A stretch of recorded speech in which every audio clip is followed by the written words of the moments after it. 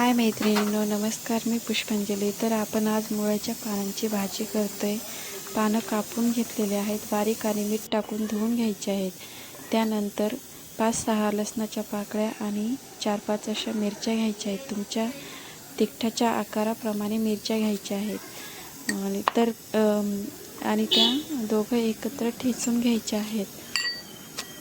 त्याचा ठेचा करून घ्यायचा आहे. त्यानंतर पॅनमध्ये मी एक कांदा चिरलेला आहे आणि तेल टाकून त्यामध्ये थोडं जिरं घातलेलं आहे.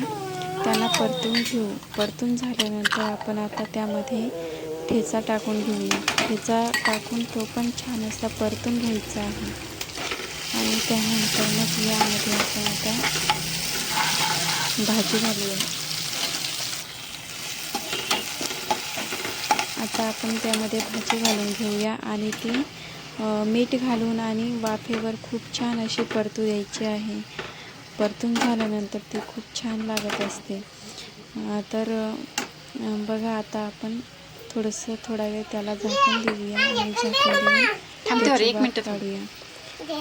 तर व्हिडिओ कसा वाटला कमेंट करून नक्कीच सांगा आणि हो, सबस्क्राईब नक्कीच करा.